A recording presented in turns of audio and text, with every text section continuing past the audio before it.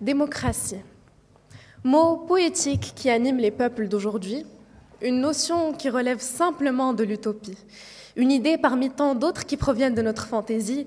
Il est bien beau de lancer des vers gracieux par-ci, de belles phrases par-là, afin d'enjoliver notre quotidien souvent terne et fade. Or, lorsqu'il s'agit de l'administration d'un peuple, il faut bien plus que des propos enchanteurs et des paroles qui sonnent bien. Mesdames et messieurs, honorables jurys, chers opposants, mes salutations les plus distinguées. Aujourd'hui, je me dois d'accomplir la tâche redoutée par tous, être l'avocat du diable. Ou du moins, c'est ce que vous croyez. La dictature a longtemps été diabolisée, surtout lorsqu'on n'a jamais pris la peine de l'analyser en tant que notion en elle-même et de façon objective. On préfère plutôt la laisser de côté, ne jamais en parler, un peu comme la politique lors des repas de famille, et de sublimer cette fameuse démocratie qui devrait soi-disant créer une société plus équitable où le peuple est dirigé par le peuple. Voyons voir. Les principes fondamentaux sur lesquels repose cette démocratie sont la séparation des pouvoirs, le gouvernement représentatif et l'égalité civique. Cependant, comment pouvez-vous me parler de démocratie lorsque la corruption subjugue les domaines exécutifs, législatifs et judiciaires? Comment pouvez-vous me parler de démocratie lorsque seuls ceux qui détiennent le plus de pouvoir et d'argent pèsent un poids devant la loi? Comment pouvez-vous me parler de démocratie lorsque le principe même de représentativité relève de la fiction? Excusez-moi de vous décevoir, mais cette démocratie que vous chérissez tant n'existe que dans les textes de loi et n'a aucune empreinte sur la réalité que nous vivons. Par exemple, le principe de représentativité est extrêmement défaillant dans nos sociétés actuelles dites démocratiques. Dans un pays comme les États-Unis, qui prône l'équité, la liberté d'expression et par-dessus tout la démocratie, ce principe devrait y être ancré. Pourtant, nous avons tous remarqué lors des dernières élections présidentielles que cela n'est certainement pas le cas. Trump versus Biden a fait polémique, laissant place à de nombreuses spéculations autour de la légitimité des votes. Ou bien, pas besoin de chercher aussi loin, les résultats des élections au sein de notre cher Maroc ont toujours découlé d'une série de fraudes et de pots de vin. La fin du mandat d'un parti politique est une période assez trépidante pour les nouveaux candidats qui, le plus souvent, ont recours à des méthodes peu orthodoxes afin d'augmenter leurs chances d'être élus.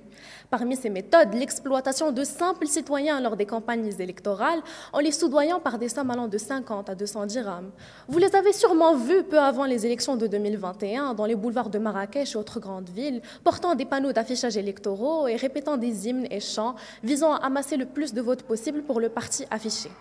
Alors, et cela sans parler des votes falsifiés et de l'utilisation obscène de fonds afin d'attirer certains superviseurs dans des bureaux de vote. Alors, permettez-moi de vous demander, où est cette équité et représentativité politique que votre démocratie prétend garantir? Toute personne ayant une once de raisonnement logique comprendra que dans notre monde actuel, il vaut mieux vivre dans une dictature qui se déclare qu'une démocratie qui ne connaît pas son nom.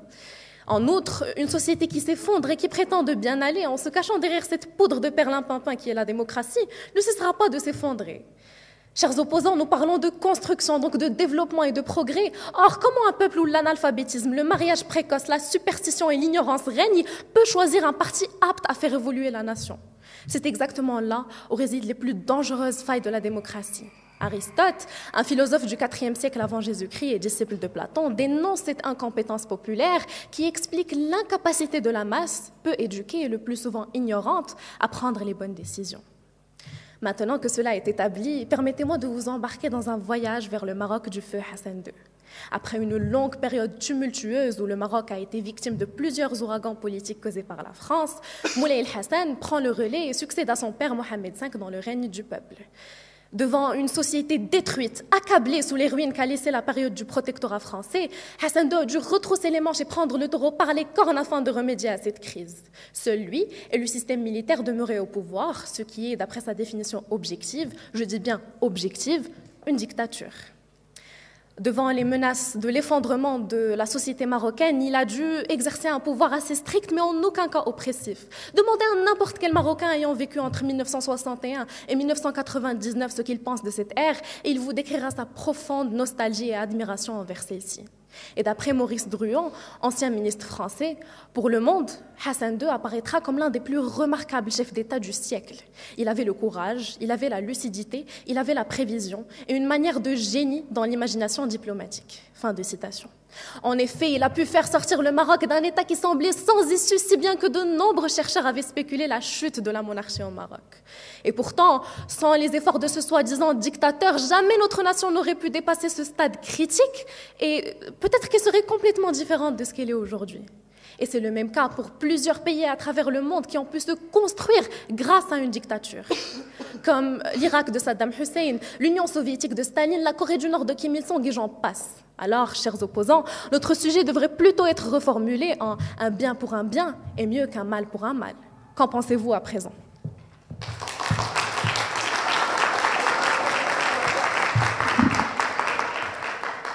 Avant que tu nous invites d'essayer de reformuler le sujet, je t'inviterai plutôt à réavoir une lecture sur ce qu'est notre sujet du jour, puisque tes propos sont erronés pour deux raisons. La première, c'est que nous ne défendons pas si la dictature ou la démocratie est déguisée. Et la deuxième raison, ce n'est pas si la démocratie est idéale ou non, parce que nous l'avons. La démocratie est idéale, mais son application ne l'est pas. Or, le sujet, c'est qu'elle vaut mieux que la dictature. Bref, passons. Mesdames et messieurs, honorables jurys, très chères opposantes, bonjour. Quel plaisir de me trouver face à vous débattre politique. Je me tiens derrière ce pupitre, mais je serai toujours là pour débattre mes idées et défendre mes droits. Que ce soit devant vous, devant un peuple, devant mon miroir ou derrière les barreaux d'une prison, croyez-moi que tant que j'aurai une idée à défendre, je parlerai. Malheureusement, nous n'avons pas le même avis sur cela avec mes camarades. Aussi cher qu'est mon désir qu'injustice c'est que tyrannie disparaisse un jour, d'autres n'y voient que leur intérêt personnel. Contradiction élégante et absurdité absolue, ou voilà, chers opposantes, à débattre alors que votre position est censée vous l'interdire. Rappelons ici que le débat sert à aboutir ensemble à une hypothèse dont tous les participants sont satisfaits. Une définition qui ne correspond absolument pas à la dictature. Bref, passons. J'ai entendu Corée du Nord dans ton argument, alors parlons-en. Aujourd'hui, la Corée du Nord connaît un développement économique fulgurant, au point d'apparaître comme l'un des modèles de réussite en Asie.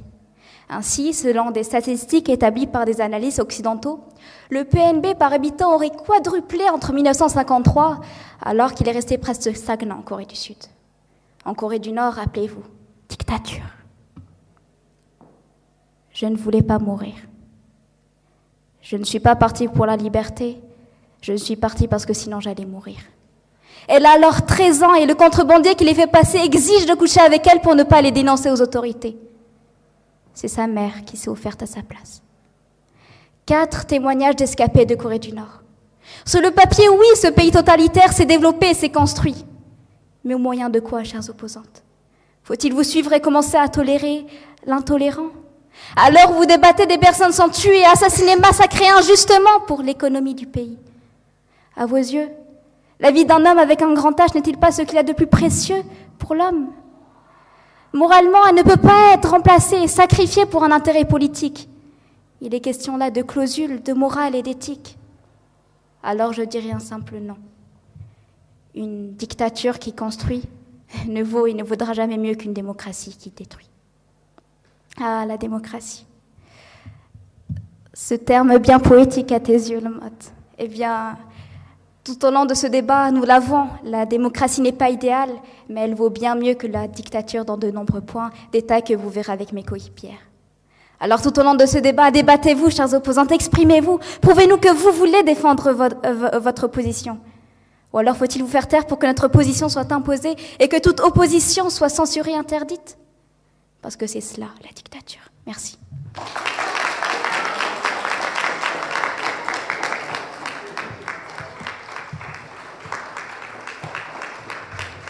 Chers opposants, je pense qu'il faut différencier entre une dictature qui peut porter ses fruits et de la tyrannie. Merci. Mieux. Adjectif qui signifie préférable, d'une plus grande quantité, d'un plus grand intérêt. Ce mieux qui se trouve confus, perdu dans cet habitacle qu'est la démocratie et la dictature, ne sachant plus d'où donner de la tête entre construire et détruire. Eh bien, figurez-vous que ce même mieux a finalement décidé de se pencher vers une dictature. Calmez vos chuchotements et n'ayez crainte, mesdames et messieurs, chers opposants, il n'est question là que d'une dictature qui construit. Laissant derrière elle ce cadavre gisant qu'est la démocratie, qui à force de détruire, a fini par se détruire. Cette démocratie mensongère, car l'avez-vous vraiment déjà aperçue, ne serait-ce que de loin? Avez-vous déjà pu humer un brin de son effluve? Avez-vous déjà pu déguster un bout de ce plat qui paraît savoureux? Hélas, il finit par vous empoisonner.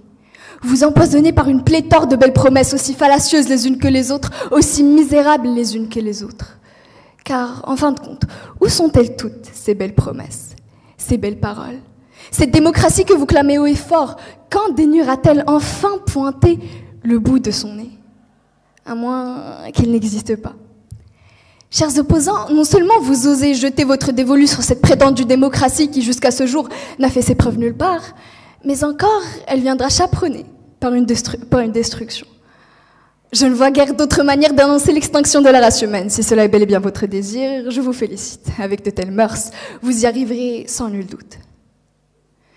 Voyez-vous, nos chers partisans de la démocratie, aveuglés par la naïveté et ayant englouti le plat empoisonné, pensent qu'il fut un jour où la démocratie ait effleuré la planète Terre. Déboussolés dans les profondeurs de leur navire qui ne fait que couler petit à petit, ne voient pas que le règne a toujours été celui de la dictature, enjolivé par les mêmes mots, par les mêmes lettres, qui forment le mot dictature. Je me demande où vous voyez cette démocratie. Est-ce dans le système juridique défaillant? Est-ce dans la corruption qui a atteint son paroxysme? Est-ce dans la supercherie flagrante que l'on a adoptée? Est-ce dans le racisme permanent qui nous fait face? Où voyez-vous cette démocratie au final, pour y croire? Pour la qualifier de mieux? Une démocratie inconnue et qui anéantit, démolit tout sur son passage. Est-ce cela vos espérances pour nous, générations futures? Un monde lugubre, ravagé et ruiné, n'est-ce pas? Car c'est cela détruire.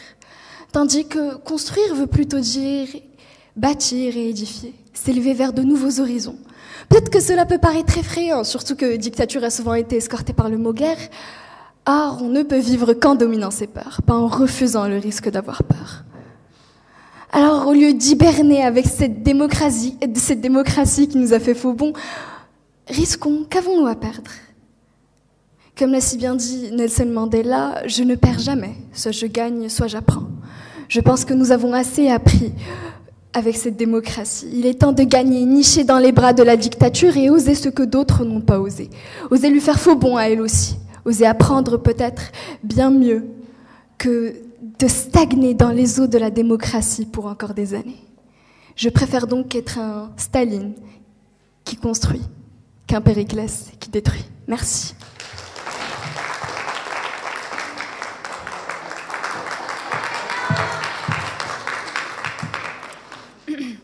Chaque goutte, une par une, aussi légère qu'une plume, peut faire déborder le vase, comme le font certaines phrases. Ou plutôt ces mots insensés que vous avancez avec extase.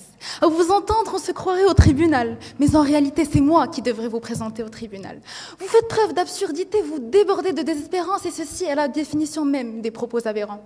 Ma foi, vous me dites qu'une dictature est constructive, je vous dirai alors qu'une guerre est une fête, qu'un homicide est un anniversaire, ou alors qu'une gifle n'est en fin de compte qu'une preuve d'amour. Vous êtes clairement en train de transformer notre monde en une boucherie où non seulement l'homme débordera de sang, mais il débordera de peur, de terreur et de désespoir. Mesdames, Messieurs, honorables jurys, très chers détracteurs, bien le bonjour. Aujourd'hui, je n'ai qu'une seule chose à dire. Privilégier la démocratie, quitte à en subir les conséquences, plutôt que de baisser les bras, jouer à l'avocat du diable et choisir un régime politique qui détruira notre monde plus qu'il n'aidera à le construire. Lorsque la démocratie connaît des bas-sauts, il est tout à fait légitime d'en être insatisfait. Mais cela ne justifie aucunement d'en rejeter le principe et de verser dans la complaisance à la dictature, même et surtout lorsque celle-ci se part des apparences de la démocratie. L'histoire nous l'a montré, des nazis aux dictateurs modernes comme Saddam Hussein, que ces derniers créent des lois qui leur profitent à eux et à leurs amis ou alliés, plus qu'elles ne profitent à la personne moyenne. Si une personne peut se hisser au sommet de l'échelle socio-économique, une dictature peut sembler bénéfique pour beaucoup. Cependant, les riches deviennent plus riches et les pauvres finissent par mourir. Adolf Hitler aurait tué un total de 18 millions de personnes dans sa quête pour atteindre sa vision de la perfection. Joseph Staline aurait tué pas moins de 40 millions de personnes pendant son règne. Mao Zedong a dirigé la Chine pendant les années qui ont suivi la Seconde Guerre mondiale et a été crédité d'avoir tué au moins 65 millions de personnes. 3 petites personnes responsables de plus de 100 millions de morts. Alors, chère opposante Aïcha, vous nous dites, choisissant la dictature, qu'avons-nous à perdre? Eh bien, la vie de millions de personnes. Voilà. Chères opposantes, ne voyez-vous donc pas ce que vous défendez? Vous justifiez la haine et la violence. Que diriez-vous à cette petite fille dont le père est mort parce qu'il a osé crier justice? Seriez-vous capable de la regarder dans les yeux et lui dire que c'était pour le bien de son pays? Apaiseriez-vous sa souffrance en lui disant que cette dictature dont son père était victime n'est qu'au nom de la construction du pays, de la patrie ou de je ne sais quoi? Eh bien, laissez-moi vous dire qu'en tout cas, en défendant ces dictateurs opportunistes, vous portez leurs crimes sur la conscience. Eh bien, le problème est que le dictateur veut manifestement rester au pouvoir. Il finit donc par prendre des décisions optimales pour cet objectif, mais sous-optimales pour le reste du pays, comme valoriser la loyauté plutôt que le professionnalisme, laisser des amis voler les pays au nom d'une amitié ferme, étouffer des opinions opposées mais qui sont souvent correctes. Dans la plupart des dictatures, l'opposition aux dirigeants ou aux partis au pouvoir est rarement autorisée. Toute manifestation publique d'opposition est souvent accueillie par la force, pouvant aller jusqu'à l'émission d'un arrêt de mort pour les personnes concernées. De nombreux dictateurs répriment même toute manifestation privée d'opposition. Tout cela signifie que la société souffre, que les gens meurent parce qu'il n'y a pas de contrôle et d'équilibre autorisé dans cette forme de gouvernement, mais que le dictateur reste isolé, protégé, tout en continuant à s'enrichir. La Roumanie a été dirigée par 2 fidèles de Joseph Staline jusqu'en 1989, dont l'un était Nicolae Ceausescu. Les politiques économiques et les expériences sociales de Ceausescu étaient irréalistes et dangereuses, apportant 2 décennies de souffrance et de misère au peuple roumain. Les femmes roumaines en particulièrement souffert, parce que l'un des objectifs de Ceausescu était d'arrêter une baisse du taux de natalité et d'augmenter la population roumaine de 25 millions à 30 millions. Vers la fin des années 1960, il publia le décret 770, une loi interdisant la contraception, l'avortement, et que toute femme en âge de procréer devait avoir au moins 5 enfants. Ainsi, les familles n'ayant pas les moyens de nourrir 5 enfants n'avaient plus d'autre choix que de les placer dans les orphelinats d'États surpeuplés. Au total, ils furent plus de 100 000 à s'y entasser, décharnés, terrifiés et dans des conditions effroyables. Alors, chères opposantes, avec votre force et votre puissance limitée, vous pensez garantir la protection de ces innocents, de ces enfants devenus orphelins, de ces femmes devenues veuves, de tous ces protestants réduits en cendres? Personnellement, je ne pense pas. Ainsi, chaque mot, chaque action, chaque goutte de ces chefs d'État mène à de bien fâcheuses conséquences, non pas sur une personne ou une famille, mais sur toute une population. Jeunes gens, ce n'est pas en nous faisant taire qu'ils nous rendront justice, ou en nous emprisonnant qu'ils libéreront nos idées. Ne les laissez pas vous mener dans des chemins d'oppression et d'esclavage. Ne les laissez pas vous voler votre intelligence. Ne les laissez pas faire de vous des pions dans un jeu d'échecs mondialisé, quand dans le temps où nous pouvons décider de finir la partie par un échec et mat. Merci.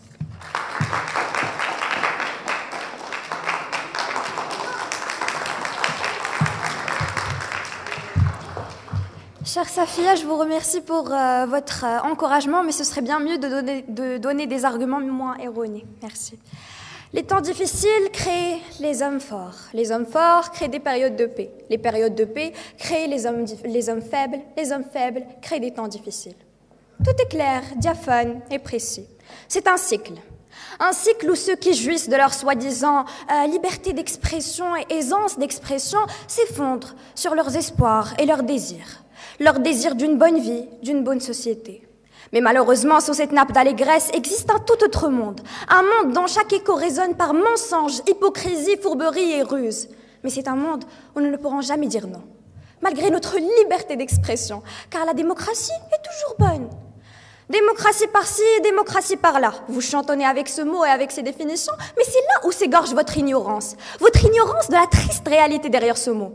On vous l'a inculqué dès votre jeune âge. On vous a injecté sa soi-disant importance et unanimité dans l'évolution de notre société. Mais laissez-moi vous dire, navré de vous décevoir, chers opposants, mais les vrais mauvais ont déjà gagné. Ils ont déjà triomphé dès le moment où vous avez commencé à ignorer le fait que vous vivez déjà dans une sorte de soft dictature. Alors, laissez-moi vous expliquer ce terme. La soft dictature, c'est ce qui ne relève pas de la bonne dictature qui construit, mais plutôt de votre démocratie qui détruit. Cette soi-disant soft dictature que vous ignorez, c'est ce qui vous engloutit dans votre tombe d'oubli. L'oubli de ce dont vous avez réellement besoin, mesdames et messieurs. Un leader. Un leader qui s'est lassé de dire oui aux absurdités et aux idéologies ineptes d'une tribune incapable de trouver sa place sur son propre territoire. Qui peut tenir les rênes et admonester, réprimander son peuple, estomper les poussières de jadis et concocter les bonnes recettes pour assurer la bonne évolution, tout en créant la révolution des décennies.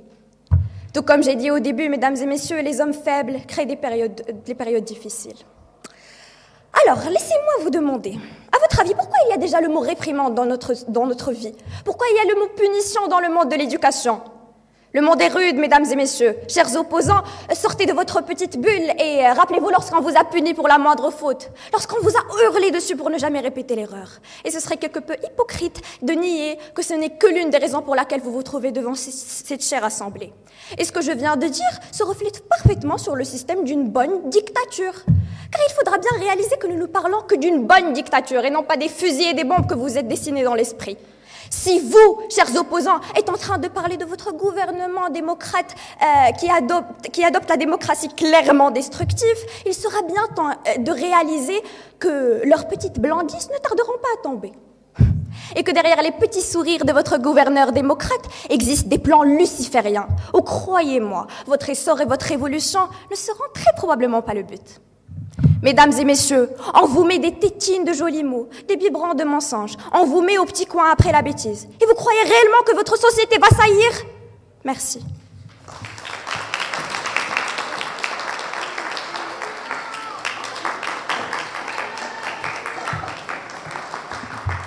Alors, tout d'abord, chers opposantes, une démocratie par-ci, une démocratie par-là, mais laissez-moi vous dire que depuis tout le début, c'était vous qui définissez la démocratie de la sorte.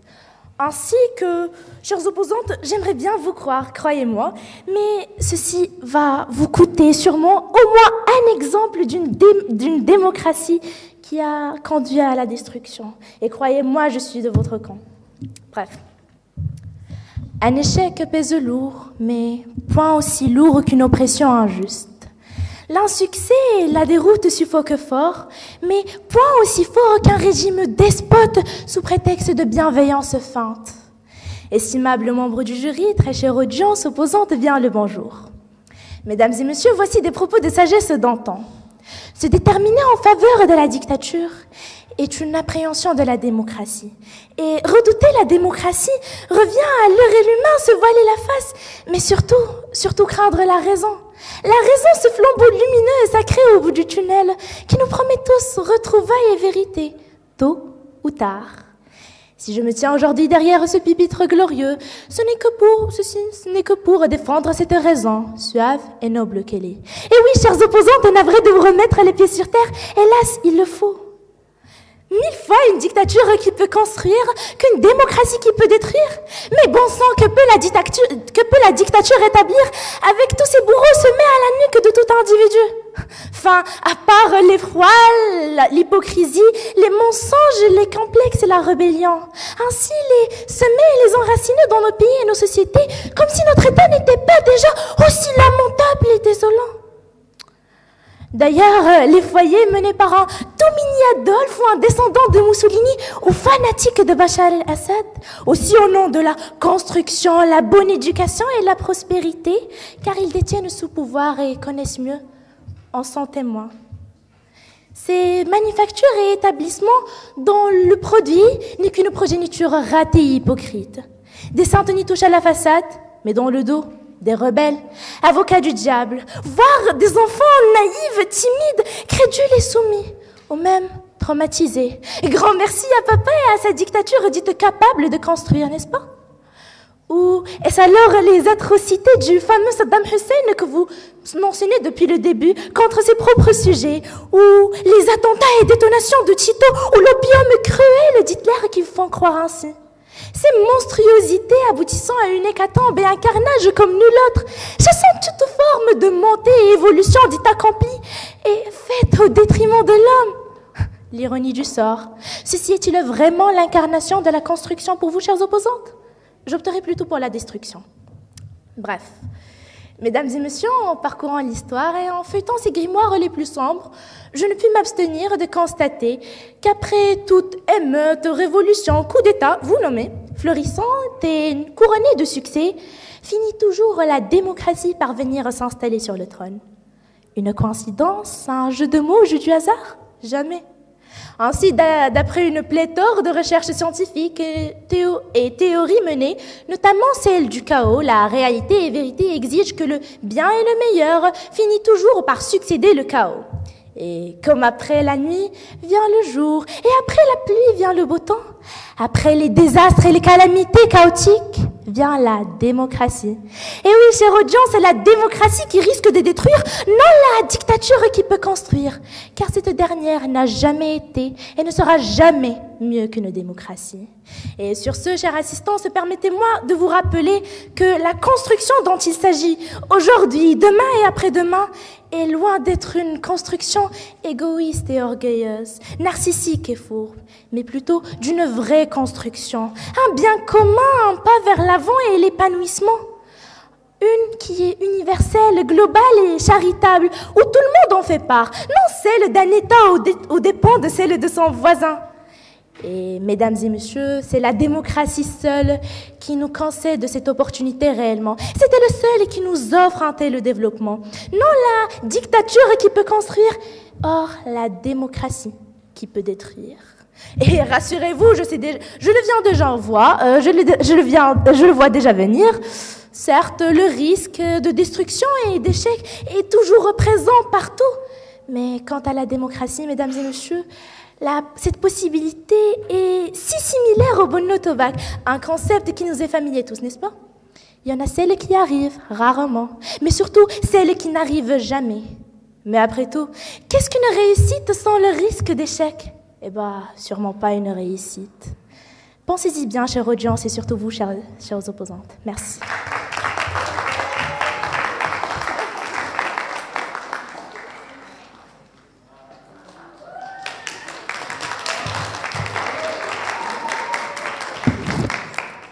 Pour répondre à notre chère opposante, si vous préfériez vivre dans un monde démocratique et destructif, au lieu de vivre dans une dictature constructive bénéfique pour tous, je vous prie de bien vouloir revoir votre liste de priorités. Bref, passons. Tout d'abord, j'aimerais rebondir sur un mot qu'a évoqué ma camarade Nour. Si je vous dis punition, associée avec école ou maîtresse de primaire, j'en mets ma main coupée que la première image parvenue à vos esprits est celle d'un enseignant qui vous a paru un peu trop strict, trop sévère, mais qui occupe désormais une place très spéciale dans vos cœurs. La nostalgie est un sentiment fort et important dans la vie de tout humain. Permettez-moi alors, chères opposantes, de vous rappeler d'une période où vous étiez toutes heureuses et insouciantes, l'école primaire. Cette phase qui regorge d'expériences et de personnes qui ont laissé une trace indélébile dans nos mémoires, notamment nos enseignants. Comme Claude Lelouch a dit un jour, la mémoire raconte l'histoire à travers son interprétation des événements. Ainsi, j'aimerais partager avec vous, chère audience, un segment de mon humble expérience au primaire. C'était le 6 avril 2016. La porte s'ouvrit grand et une silhouette assez familière entra dans la salle de classe. Il lui suffisait de nous lancer un seul de ce regard d'aigle pour que la totalité des élèves se mettent debout. Et puis, d'un geste de sa main d'orchestre gracieuse, nous reprîmes nos chaises respectives. Mesdames et messieurs, sans plus tarder, bien le bonjour. La peluche qu'a longtemps été le petit Ahmed âgé de 5 ans est désormais Madame F, enseignante d'arabe et éducation islamique au primaire. Lunettes sur le bout du nez, femme mince et de grande taille, d'où son air intimidant, et ne faisait point exception aux stéréotypes. Au début, on craignait tous ces séances de lundi matin, à tel point que même nos camarades les démocrates des classes voisines nous surnommaient les Ouïghours de F. Bref, boire en classe, utiliser les toilettes, porter ses cheveux détachés, ses présumés droits étaient classés comme territoire dangereux à ne pas franchir. Seuls les plus audacieux d'entre nous Osez s'y aventurer, mais en vain. Les règles étaient fixées, pas la peine de jouer démocrate, car elle était une pure dictatrice. Or, plus le temps passait, plus on s'adaptait petit à petit à son système assez autocrate. Par exemple, dès que la cloche sonna 10h pile, 9h59, tous soldats à terre, nul retardataire. Puis, la rafle générale pouvait débuter. Par analogie, relatons cette situation à notre sujet du jour. Madame F, cette même dictatrice, a réussi avec excellence à construire des élèves responsables, reconnaissants et respectueux, chose que ses collègues les démocrates ont échoué à réaliser. Avec tout le respect que je dois au corps professoral, mais ce genre de professeur dictateur est celui dont on se souviendrait tout au long de notre vie, tandis que les souvenirs des soi-disant démocrates se dissiperont avec la première vague de juillet et seront emportés par le courant pour rejoindre le fin fond de l'océan. En effet, comme on l'a déjà entendu au moins une fois dans notre vie, la fameuse phrase suivante, et je cite, « L'école est une représentation de notre société ». Ainsi, je vous invite, chère audience, à projeter cette situation dans le monde réel. Dans cette ère où la démocratie est l'un de nos piliers les plus fondamentaux, nombreux sont les gens qui ont tendance à enfreindre la loi sous prétexte des règles qui protègent leur nature humaine. Au moment où les citoyens des systèmes dictateurs se distinguent par une discipline impeccable. Comme l'a brillamment élaboré ma camarade Fatem Zahra, malgré le règne dictateur du feu Hassan II, le peuple marocain l'adulait. Cela sans évoquer les valeurs de respect, de citoyenneté et de responsabilité qu'a inculqué son pouvoir. Ce qui a mis au monde un peuple apte à faire évoluer cette nation, et donc construire. Et justifier cela ne relève point du miracle. Le témoignage de vos grands-parents respectifs le ferait à merveille. En guise de conclusion, cette dictature que vous diabolisez tant n'est pas si mauvaise en fin de compte. Elle s'avère même constructive. Chères opposantes, il est grand temps de cesser de croire en cette démocratie inexistante et destructive, car on sait pertinemment qui tire les ficelles. Merci.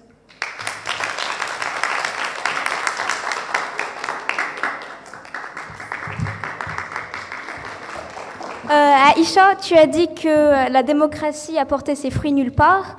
Eh bien, j'aimerais qu'on établisse une comparaison entre aujourd'hui les pays en premier de la liste et les derniers. En premier, je cite la Norvège, la Suisse, l'Irlande, qui sont aussi jugés comme les pays les plus démocrates. Et pour les pays dictateurs, aucun. Ah bah oui, on a oublié un détail important. La liberté d'expression est fondamentale pour juger si un pays est développé ou non. Mais apparemment, mes propos sont erronés pour aucune raison, n'est-ce pas, Nour? Bref, passons. Une fissure dans une barque laissera toujours couler de l'eau. D'abord petit, puis s'agrandissant au fur et à mesure. Ce qui est fondé sur le mal ne dure pas dans le temps. Une dictature ne construit pas éternellement. Le peuple finit toujours par se rebeller. D'ailleurs, si la dictature construisait idéalement, pourquoi est-ce que l'histoire témoigne de personnes qui ont essayé d'enlever celle-ci? Vous rendez-vous compte qu'en défendant votre position, vous êtes en train de contredire les grandes étapes de l'histoire? Vous êtes en train de contredire la révolution des droits de l'homme, le militantisme des femmes, la lutte contre le racisme, le printemps arabe? En vous écoutant, quel culot de contredire Martin Luther King, Gandhi, Nelson Mandela, Simone Veil. En effet, quel culot. Faudrait-il inventer une machine à revenir en arrière pour dire à ces personnes que non, il faut accepter la dictature parce qu'elle construit? Dites-vous bien que si vous avez la liberté de parler aujourd'hui, c'est bien grâce à ces personnes. Déguiser la dictature de telle sorte à ce qu'elle construise et qu'elle soit le meilleur moyen pour cela, je répète parce qu'apparemment on a mal compris le sujet, et qu'elle soit le meilleur moyen pour cela n'est que mensonge et fourberie. Et c'est le même argument que les grands dictateurs dans l'histoire ont affirmé avant d'être la cause de milliers et de millions de personnes, comme nous l'avons déjà cité. Est-ce que vous pesez l'atrocité des dégâts que ces personnes ont causés? Quand elles construisent à la fin des bombes dont l'éclatement a créé des enfants monstres comme dans le bombardement de Fukushima à Nagasaki, des camps de concentration en Allemagne et en Russie, le fameux goulag dont le fonctionnement a duré près de 20 ans même après la guerre, parce que des jeunes, des femmes enceintes, des jeunes adolescents comme nous n'avaient pas le droit de désobéir à leurs supérieurs, dont le sort était le viol, l'agression, la violence, s'ils ne s'étaient pas suicidés avant. J'aimerais que vous ayez une réflexion sur qu'est-ce que la liberté et qu'est-ce que la mort d'une personne. Merci.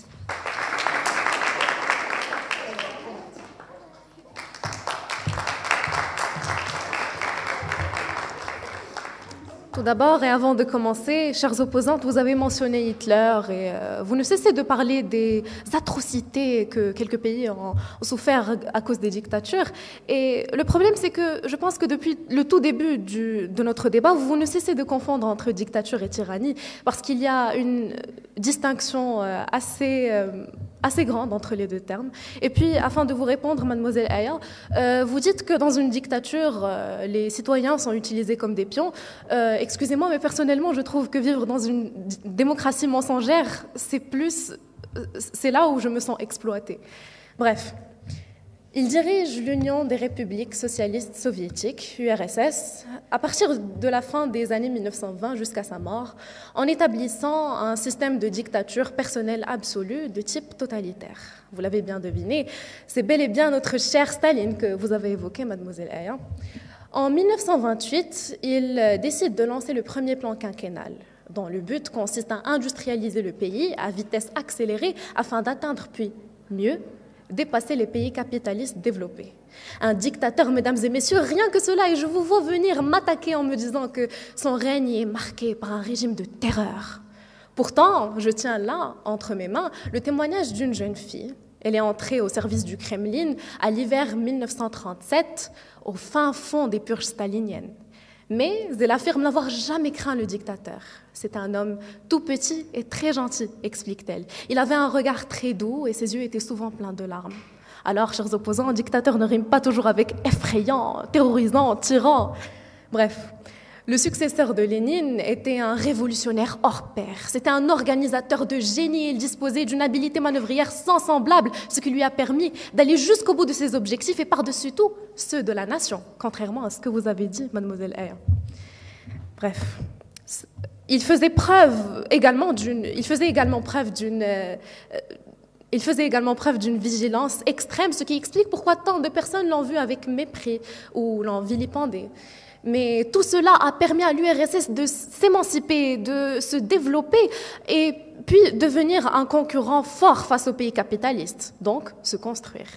Tout cela nous permet donc de revenir vers notre point de départ, étant le mot clé de notre débat d'aujourd'hui, construire. Chers opposants, une nation qui a besoin d'être construite ne peut pas dépasser une période de crise dans un système libéral où le chef d'État se la prend à la cool. Cette nation a besoin d'un dirigeant fort, intransigeable et capable de faire quoi que ce soit afin d'atteindre une période de paix et de prospérité. Alors, laissez-moi vous rappeler une phrase qu'a évoquée ma camarade Nour. Ce sont les hommes faibles qui créent les temps difficiles. Merci. Donc tout d'abord, pour vous, chères opposantes, surtout vous, mademoiselle Nour Estiham, vous avez relevé l'exemple de la punition et la réprimande dans l'école primaire. Cela n'est clairement pas votre avantage. Je tiens à vous dire que cette manœuvre n'est plus qu'un vestige des erreurs d'antan, car les temps changent. Et les gens ont appris et ont compris que cela n'engendrait que des traumatismes et pertes de confiance considérables chez l'enfant. Bref. Mesdames et messieurs, bonjour. Le pouvoir absolu est un mirage, une chimère qui hante les esprits avides de domination. Une tentation dangereuse qui mène à l'abîme, à la chute démesurée vers la tyrannie et l'oppression. Et l'homme étant ce qu'il est n'est point qualifié d'être doté d'une telle puissance. Parce que croyez-moi, mesdames et messieurs, malgré ce que nos chères opposantes puissent vous dire, n'est-ce pas, mademoiselle Nour, vous qui nous accusez d'être ignorants, vous qui nous séduisez avec votre image de ce qu'est un bon leader, de ce dictateur idéal, mais arrêtons de nous voiler la face, il n'existe pas de dictateur idéal. C'est un homme comme tous. Et tôt ou tard viendra un jour où il se transformera alors en despote impitoyable, prêt à tout pour maintenir son emprise sur les masses. Que ce soit en engendrant la peur, en emprisonnant ceux qui osent le contredire, ou encore en massacrant des milliers et des millions pour des raisons dépouillées de toute cohérence et bon sens. Mais l'histoire, d'ailleurs, en est le plus grand témoin, mais pas besoin de m'arrêter sur les noms des exemples, mes camarades s'en sont déjà occupés. Voyez, mesdames et messieurs, le pouvoir... Bref, non.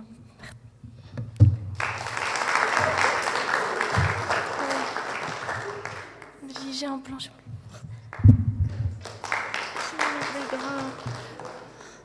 La liberté, la voix, la dignité, l'identité, la dictature reprivent l'homme de tout ce qui le rend humain.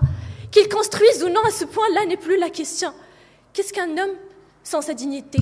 Qu'est-ce qu'un homme sans sa voix? Qu'est-ce qu'un homme sans son identité? Un objet? Un sujet de la volonté arbitraire d'un individu avide de domination? Oui, peut-être.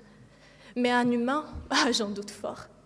Vous parlez, chère opposante, depuis tout à l'heure de la construction, ce qu'a pu construire la dictature, ce qu'il pourrait construire. Mais voyons, chère opposante, la probabilité de pouvoir construire n'a jamais été un indicateur de la qualité d'un gouvernement. Et surtout pas un qui ne sait qu'instaurer l'oppression et la censure, un gouvernement qui tranche la liberté individuelle, un gouvernement qui impose son règne sans pitié. Comment osez-vous miser le futur de toute une nation, tout un pays, de centaines de familles, de milliers de vies, sur une probabilité? Et si les choses vont mal, s'ils virent de ce chemin que vous avez prédit, que proposez-vous alors? Que ferez-vous alors? Que fera un peuple à la voix ôtée, au droit bafoué, un peuple étouffé dans le silence? Pas grand-chose, je suppose, à part subir le sort qui leur a été imposé. Voyez, mesdames et messieurs, je remercie le bon Dieu de m'avoir béni avec un corps sain. Mais s'il le faut, je donnerai mes bras à couper que du moment où vous serez affrontés à une réalité atroce, telle celle de la dictature, vous vous impliquerez corps et âme afin d'y échapper. Du moment où ce ne sera pas votre vie, mais celle de vos amis, de votre famille qui est en danger de péril. Du moment où ce ne sera pas la liberté des autres, mais la vôtre, celle de ceux qui vous sont les plus proches, qui sera violée. Vous n'oserez point défendre de tels propos. À ma foi, auriez-vous déjà la chance de se tenir dans un tel cadre et discuter de vos idées sans le risque d'être sévèrement réprimé?